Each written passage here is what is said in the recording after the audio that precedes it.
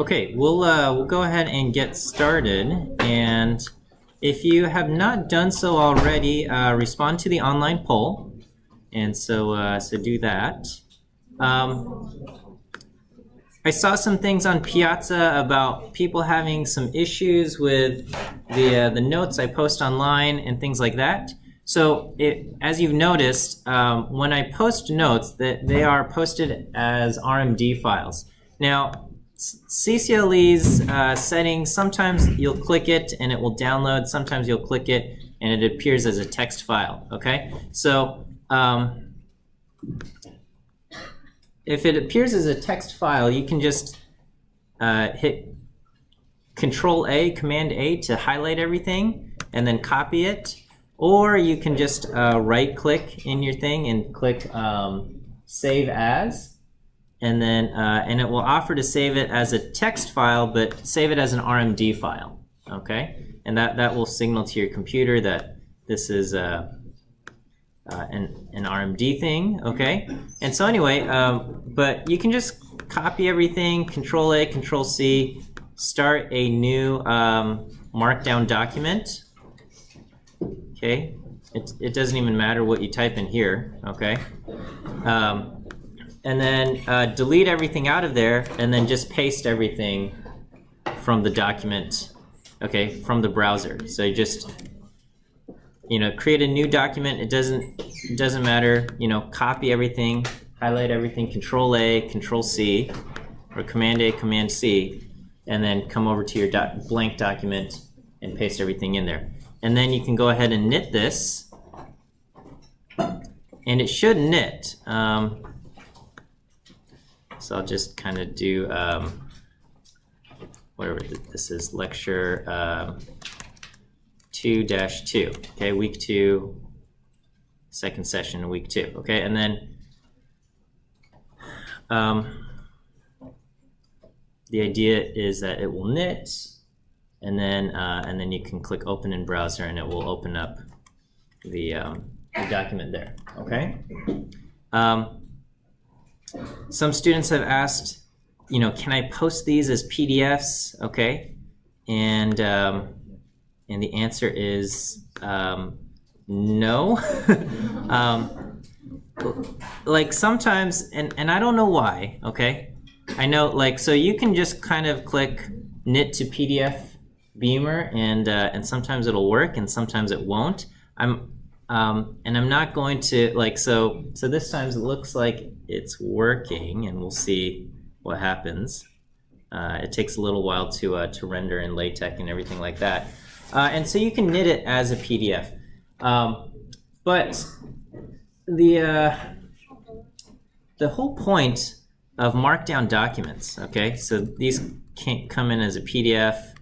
The whole point of the Markdown document is not to have this PDF thing, okay, and I know you guys are used to PDFs, all right, and anytime somebody introduces a new technology and says, here's how I do things, it feels weird and you want to go back to the ways that you're familiar with.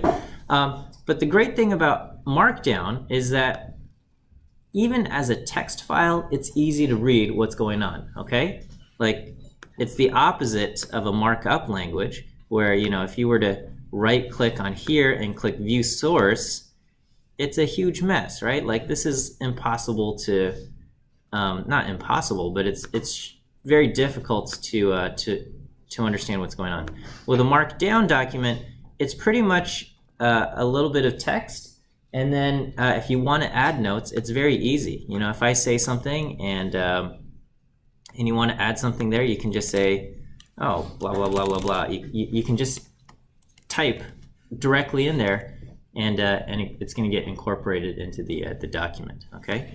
And another thing you can do for the output, instead of doing IO slides presentation, under output you can change it to PDF_document or HTML document, and then so you just change output to HTML document, and then when you knit it, it will appear as an HTML document.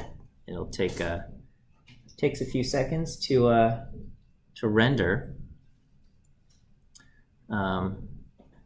but it will look like this. And I think probably as far as for the sake of notes and things to keep track of, if you want to like add your own commentary and notes, you know, as I'm talking and you say, oh, that's something, I think it's probably easier to just type it directly into the Markdown document and then render it that way. And if you want to kind of emphasize your own text, you know, you should have learned like you can use little asterisks to just say like, you know, this is my own comment here, right? Or you can use a bunch of pound signs or hash marks to indicate that, you know, this is a heading or something like that. Okay, so so I am a big fan of Markdown. If that's not apparent to you, and once you start, and people asked about PowerPoint and things like that, you know, I have to say, once you start making presentations in Markdown, especially presentations that need to include some code, it's very, and you have to switch back to creating something in PowerPoint, it suddenly becomes super annoying and frustrating. I mean, I can work in PowerPoint fine, but in terms of like copying chunks of code from R into PowerPoint so it looks like code, and you know, changing the format settings and things like that, it's less, it's a lot more work. Okay, and you know, there's a few things you give up by working in Markdown, in terms of like being able to lay out things exactly the way you want them to lay out, but I think as far as speeding up your workflow in terms of getting stuff in there, it's a huge advantage to work in Markdown. Okay, so anyway, here we are in our Wednesday lecture, and we will take a look at some intro programming concepts. I included these slides on ordering, removing columns from data frames, and selecting rows based on a condition because I think those are important, but I think it's simple enough for you to go through on your own, so I'm not going to spend time in class to go over it.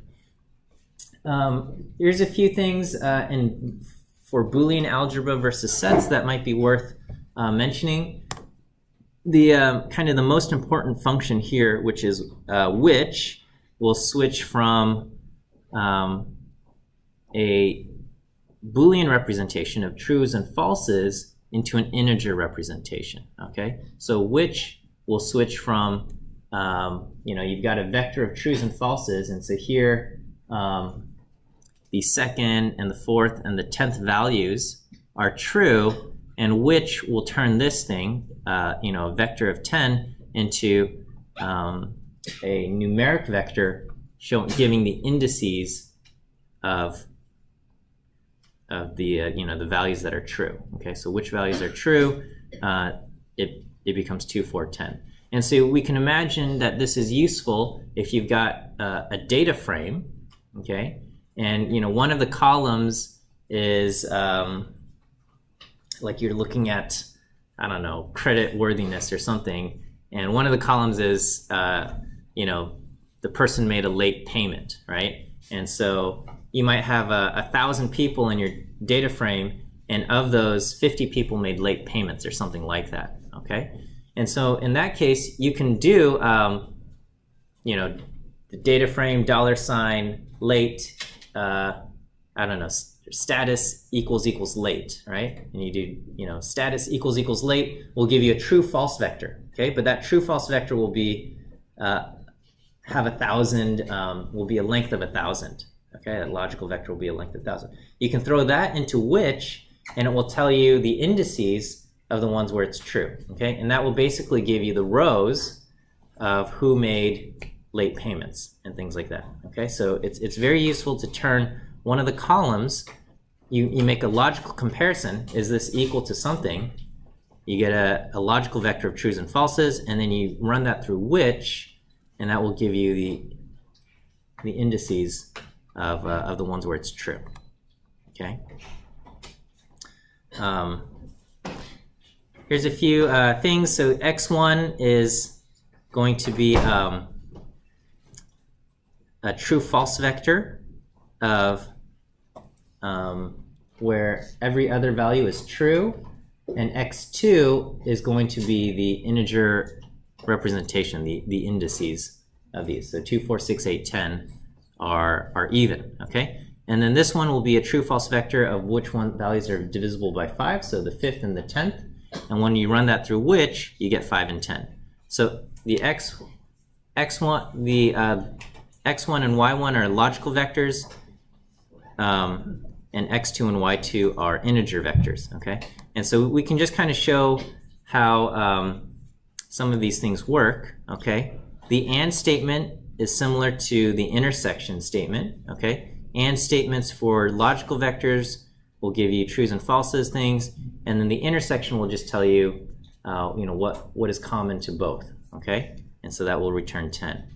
The OR statement is similar to the union statement as far as set representation goes, okay? So you can do OR statements with true and false, and if you do the union statement with the set representation, it gives you 2, 4, 6, 8, 10, and 5, okay? So if you think back to what we had, 2, 4, 6, 8, 10, and then 5 and 10. The intersection is 10, the union will include 5. All right, here's a few other things. We've got x and not y is set difference, and then exclusive OR, this is a little bit more messy. This is the set difference between the union and the intersection. This is what is in x and not in y, and what is in y that's not in x, okay?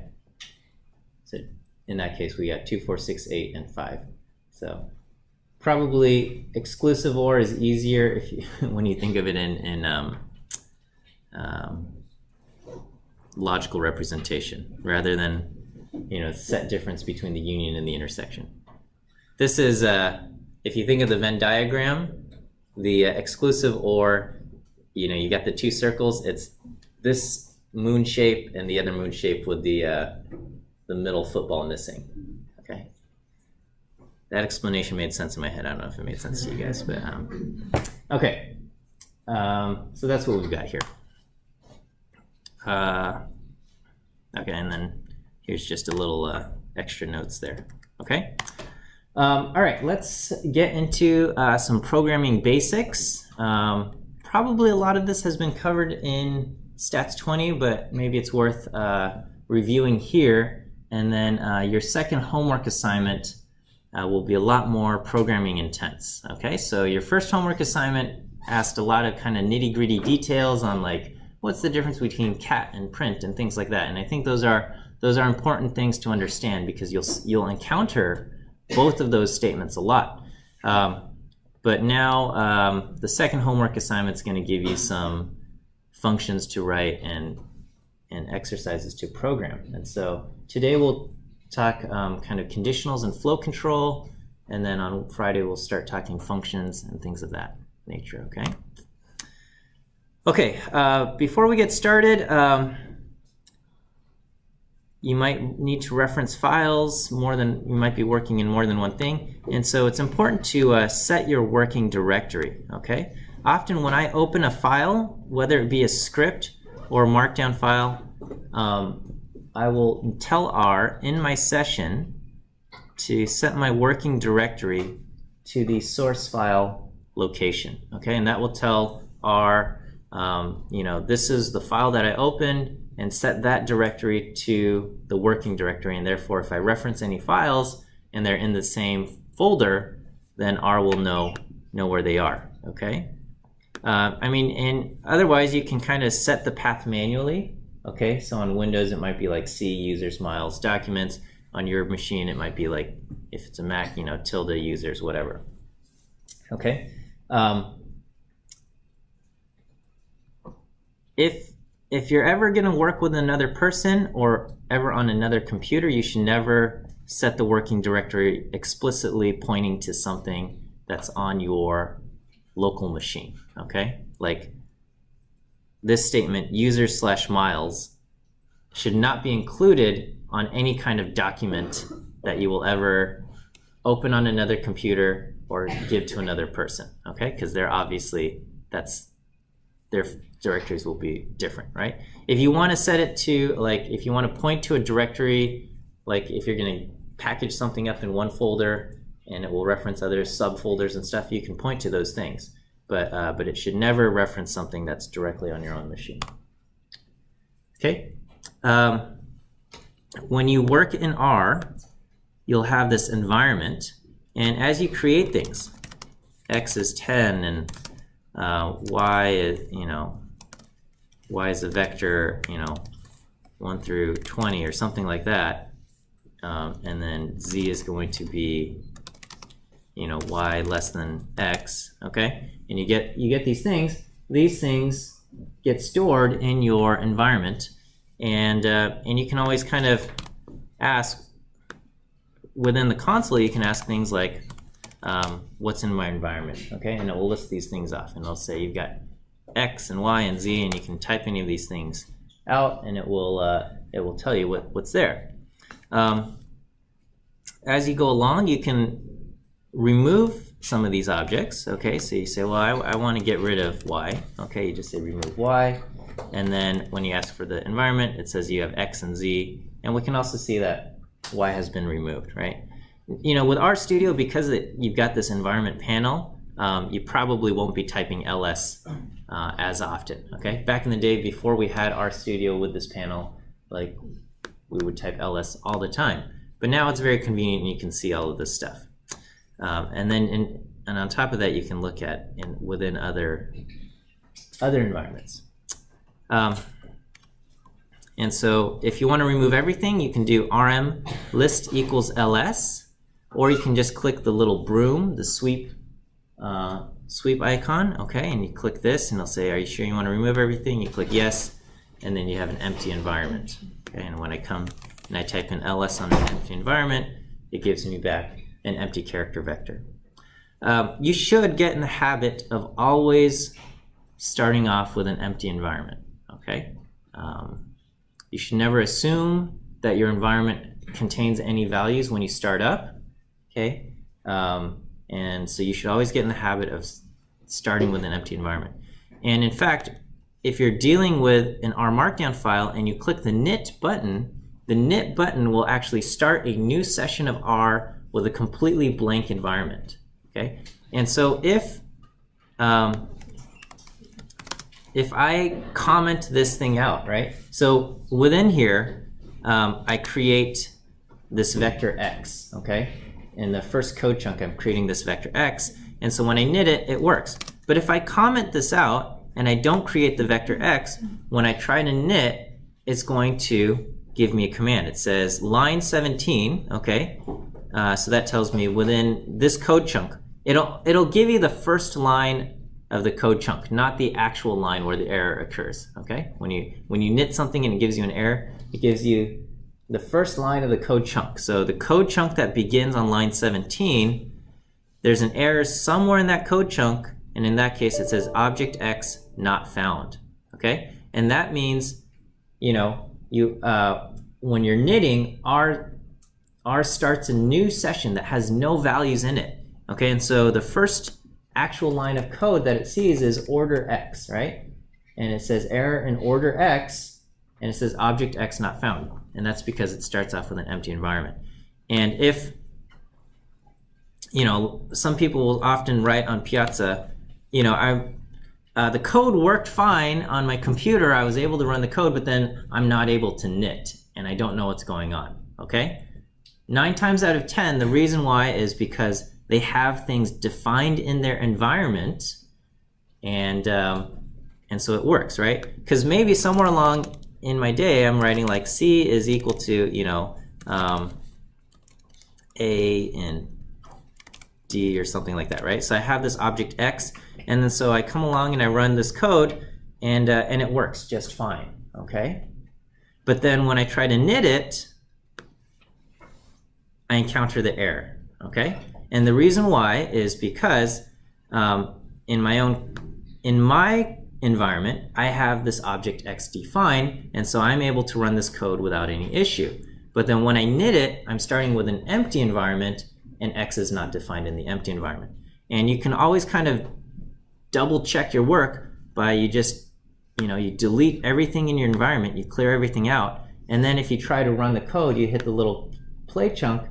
When you run it, it says, oh, object X not found, okay? And that'll be a clue that you never defined X somewhere in your code. And in this case, it's obvious that I commented out the line of code that defines X, okay? And sometimes that will happen somewhere along your way. You'll comment a line out because you say, well, it takes too long to keep recreating this object every single time I'm doing it or whatever. And you might do that, and then when but you still have it defined in your own environment, and so the code works fine on your thing, but then when you knit it, you run into problems. A lot of times, it's because you're not starting up with an empty environment, right? So one thing you can do is just clear out your workspace, see if the code still runs, okay? So if you clear out your workspace and the code still runs, and then when you knit it and it doesn't run, then probably there's something more complicated going on. But anyway, all to say, get in the habit of starting by clearing out your environment, okay?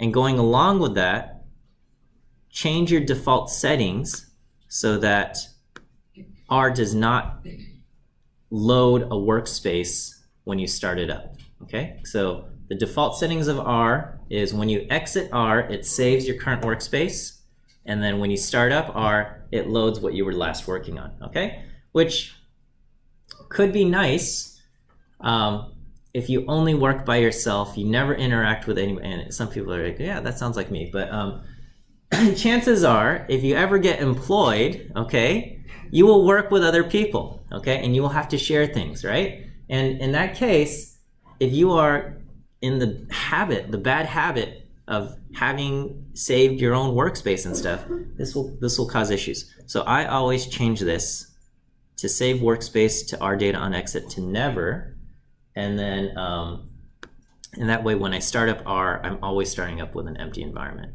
okay? So anyway, I'm indoctrinating you on some certain practices here, okay? Anyway, all right. Comments in your code, I think you guys all know how to do this. You just add a little hash mark, okay? There's a nice little keyboard shortcut. You can highlight lines of code and hit Control-Shift-C, and it will toggle whether that line is a comment or not. Control-Shift-C, Command-Shift-C on your keyboard, okay? So that's a nice thing. So you might have like an entire chunk of code that you want to turn into comments so it doesn't run. Control-Shift-C, right? And it's not just for comments, it's also for turning lines of code on and off in the thing, right? I highly recommend always doing your work in an R script or R Markdown document, and rather than writing your stuff directly in the console, okay? So always write things in an R script. Should you write a script or an R Markdown file, okay? If the intent of the document is to produce reports and stuff along with a little bit of code, then R Markdown is more appropriate. However, if the thing is mostly code, and you might have to add a couple comments here and there, then an R script is better. So in this week's homework, you're going to be creating, you'll be writing a tic-tac-toe game, okay? And you should write your tic-tac-toe game as an R script and not entirely inside your R Markdown document, okay? So write it as an R script, and you'll see the instructions for that. Okay, let's get started on the conditionals and stuff, and because this is how we power all of our programs, right? Otherwise, we just have a sequence of instructions and it just runs through everything and doesn't do any kind of thinking. On the other hand, we can start having the computer evaluate conditions and only doing certain operations if a certain statement is true, right? And this is kind of how we work through life, right? If the person seems friendly, you'll smile, and if the person seems unfriendly, you'll avert your eyes, okay? This is kind of how we work, and similarly we have the computer doing things like this. Okay, so you've got the or and the and the not operator. Okay, and these are all vectorized, meaning you can give it vectors of logical values, and it will compare them element-wise and recycle if it needs to. You also have the double or and the double and these are not vectorized. They only look at the first elements. Okay, and then you've got exclusive or, and that one's also vectorized. So let's just kind of talk about this. Okay, the and the double ampersand and double ampersand is the and. Okay, ampersand is,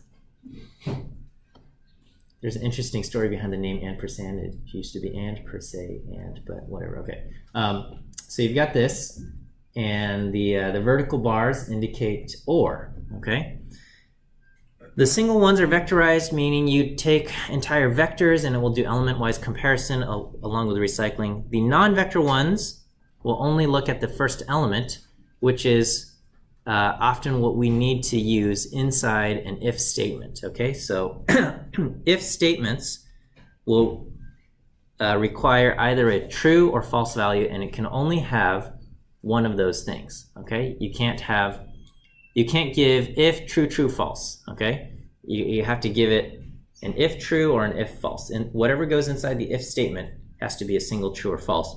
And so the double or the double and only returns one logical value. Okay, you've got the negation operator, the not sign. Okay, and then if you use any of these operators with numeric vectors, it will coerce them to logicals. So if I say like not 8, it will coerce that into a false, right? Because as.logical 8 is true, and we're basically saying not that, so it's going to give false, right? But this is probably not, this will confuse people if they see that in the, I mean, people will figure it out, but it's like a what? Okay. All right, let's just look at x and y. Here I've got x and y. I've got true, false. So x is true, true, false, false, missing, missing. And y is false, true, true, false. Wait, what did I do? Okay. I should have done false, true, whatever, false, true, but I messed it up. Okay. So when you do the or, it's one or both have to be true. So true, false gives true, true, true gives true, false, false gives false, false, true gives true. Okay, so only false, false gives false. Missing and true will return true, right? With an or statement, it just means one of these things has to be true. And so missing and true will return true, whereas missing and false returns missing, okay? Because it says you've got a missing value and mystery value in this box and a false. And if we combine these and we say, is either of these true? The answer is I don't know. Okay. Whereas when you have a missing and a true, and I say, are either of these true? You know, yes, it is. Okay. On the other hand, with the and, both of the statements have to be true to be true. So true, false returns false. True, true returns true. False, false gives false. False, true gives false. Missing and true, we aren't sure if both things are true. Missing and false, we know that both things are not true. So that's going to give us false. Okay. The double or the double and only looks at the first element, so it looks at the true-false comparison only, and will give true, or looks at the gives false if it's the double and. Okay, is that all good? Okay, exclusive or says x exclusive or y are true. Okay, meaning one has to be true and the other has to be false. So true-false is true. But true, true is false, and false, false are false, okay? And false, true is true, okay? And then, of course, with the missings, we're not sure, okay? So exclusive or is one is true and the other has to be false, okay? You have kind of generalizations of or and with any or all. Okay, any will return true if any of the values in the vector are true, and all will return true only if all the values in the vector are true. Okay, so here I've got u, v, and w. True, true, true, true, true, false, false, false, false. So any on u is true, any on v is true. So even though you've got a false, are any of these values true? Yes. Okay. W is all false. Are any of those values true? No. Okay. And then all returns true only if the entire vector is true. So are all true for u? Yes. Are all of them true for v or w? No.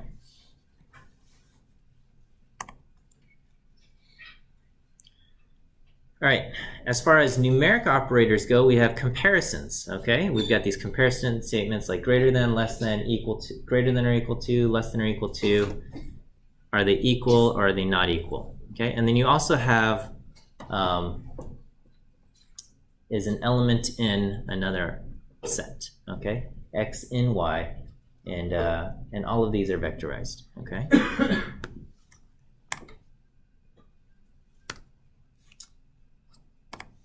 All right, so we control the flow operations using the if statement, right? Okay.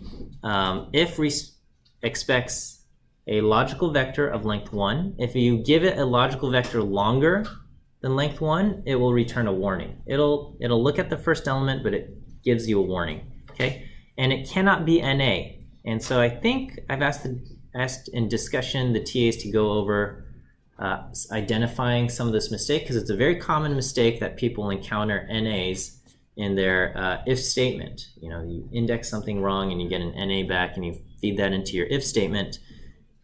You get an error, right?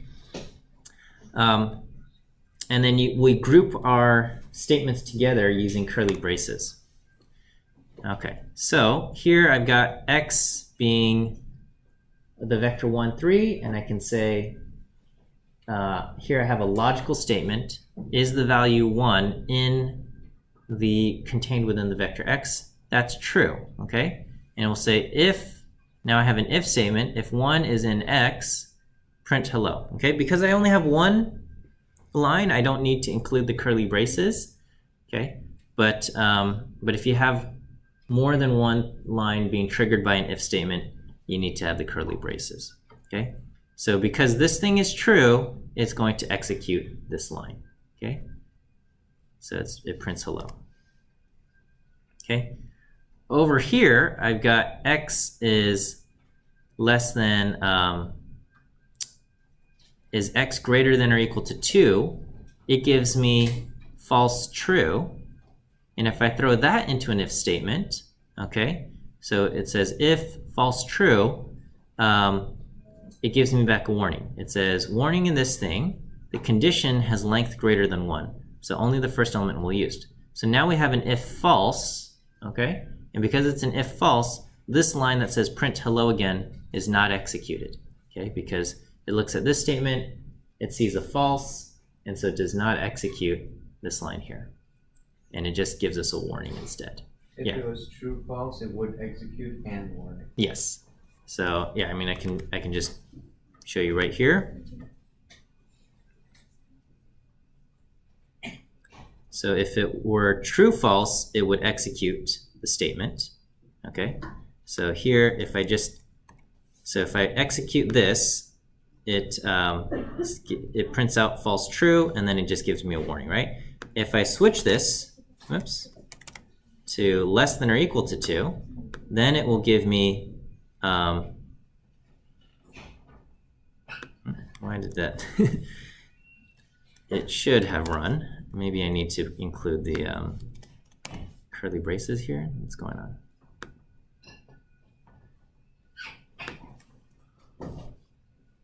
Am I missing something? Oh, if x less than. Oh, yeah.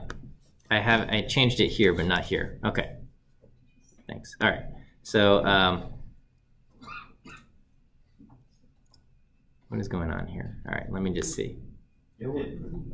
Oh, it did work. It did work. Okay, it just printed over here, so it did print out. So it gives me the warning, and it prints this out, and we're fine. Okay.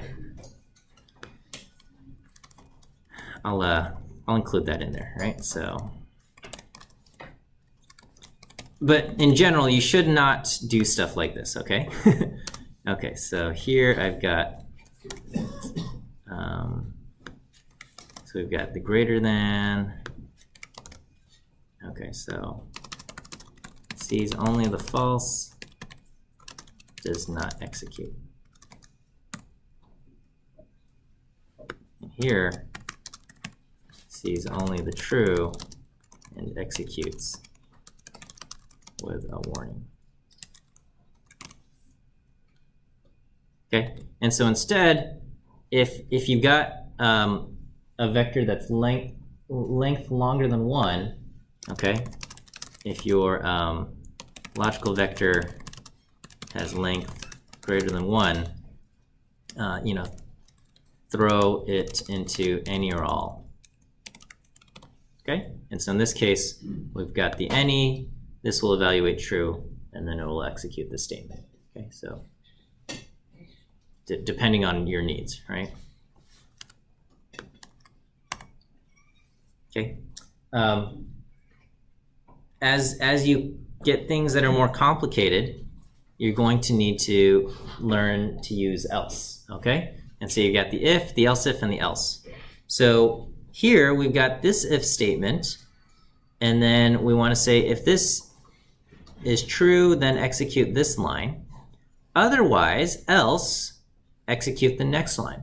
Now the thing about else is you have to, that if you're going to use else, you need to use a curly brace, and it needs to, and the else needs to be on the same line as the closing curly brace. Okay, because the otherwise R will not see the curly brace, and it will print this thing and be done, and it will say, "Oh, I'm done," and it will think the code chunk is blocked, done. So here we say x is 3 if x is less than 0. That's false. So it looks at the else statement and it goes, if else is greater than 0, then we'll print positive. Otherwise, if neither of those statements are true, then the last has to be true, and then we're going to do 0. And so in this case, we get positive. Okay. And so here I throw it with 0, and this is false. This is false, and so it executes the last thing and gives me 0. The else will only look at something if the previous statement is false. So in this case, I've got x is equal to 3, and because this is true, it executes the print positive, and it ignores everything else. Okay? So, I mean, this statement is true if x is greater than 1. That statement is true, but it will never be evaluated because this statement is true. Okay, so once it looks at this if, it's never going to look at any of the else's. Okay, and in fact, you can have an error in here. Okay, like if, else, and then inside the if statement, you've got an error, like something that triggers an error, right? If, and you've got NA. It's not even going to bother evaluating the if NA because it comes after the else statement. All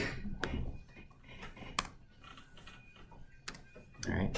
So so you have to think. So you might have a condition nested in another condition. You might say if and then else and if and something like that. And you might wonder, like, why is this thing not working? Okay. So for example, you know, as you're working on, you know, writing your tic-tac-toe thing, you might say, like, if this condition is true, then, you know, this player wins, and if this condition is not true, you know, otherwise this player, you know, check this other thing. And you might, or it might be like if, and you have some kind of statement that says if the game is over, then check if somebody has won or somebody has lost or something like that. And depending on the way you nest your conditionals, the the thing that is nested inside with an else might not ever get triggered, okay? Because the previous statement turns out to be true for every single one of these cases, right? This will never get triggered because every time this statement is true, x is greater than 1, the previous statement, x greater than 0, is always true, right? There's no situation where this is false, but this is true, okay? And so you have to watch out for some of these scenarios because you might wonder, you know, I wrote all this code and it's never running and I don't know what's going on. You got to think about these things, okay? Sometimes you'll have a statement and all you want to do is use your if-else statement to assign a value, okay? And so here if I've got x is equal to 5, I want to assign the value yes to n or the value no to n, okay, otherwise. And so something like this can be reduced to a statement of if-else, okay? If-else, and it's going to kind of run through these things and do the assignment for you, okay? Which is nice. But you can't use this to then execute code, okay? So here you can only do you know, some value that's going to get assigned to another thing based on the condition. We have a few loop things to talk about, okay? And I think you guys have probably seen this, but what we've got is for x in 1 through 10, you know, print out x squared, you know, cat x squared along with a space, okay? And it will, it does this for us, okay? And so it'll just run through each iteration, starting with x is 1, 2, 3, going up to 10, and it prints this out. You can do it for any kind of vector. You know, we often are accustomed to throwing in integer vectors in our for statements. This is probably the most common way to create a for statement. We'll say like for I in 1 through 1,000 or for I in 1 through 100 or something like that. And that's fine. But it doesn't necessarily have to be an integer vector. It can be any kind of vector. So in this case, I've got a list. L is a list of, what's the length of L? 3, right? We've got a numeric, a character, and a logical vector. And then what we ask is print out or cat the length of the element in element y. So it's going to go through and it looks at each of these things. So for the first thing, y is going to be the numeric vector or integer vector 1 through 3. And it says the length of that thing is 3. Then it looks at the character vector, a through whatever the 7th letter is, and it's going to say 7. And then it looks at the third thing, which is a true-false vector, and it says there's 2 elements there, okay? So you don't have to provide it an integer vector, okay? The for loop will go through any kind of vector, whether it be a list or a character vector or whatever it might be. This is probably the most common use of the for loop, but any kind of vector can be fed into a for loop. So here I've got, in the data sets, there's a list of state names and it's got all 50 states in them. And so we can say for state and state name, okay, so this state name is a vector of, you know, things, and we can just say, you know, cat the state, which is going to be first Alabama has, and then we ask how many characters are in it, and it says 7, and then we add it to has this many letters in it, and then we have to include the new line character. Okay, and then it goes through, and it will just tell you how many letters are in each state. Okay, California has 10 letters in it.